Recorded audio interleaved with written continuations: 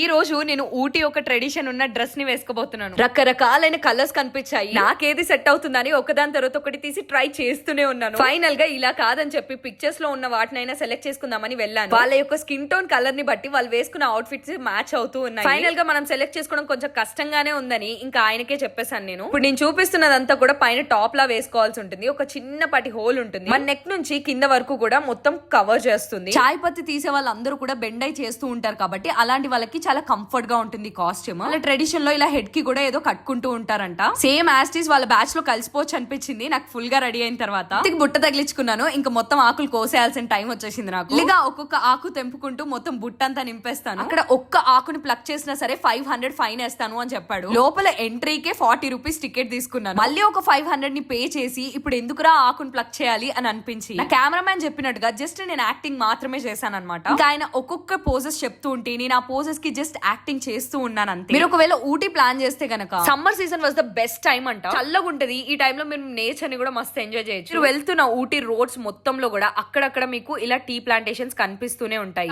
Charge చేస్తారు. లోపలికి వెళ్ళాక హ్యాపీగా ఫోటోస్ అండ్ వీడియోస్ తీసుకోవచ్చు.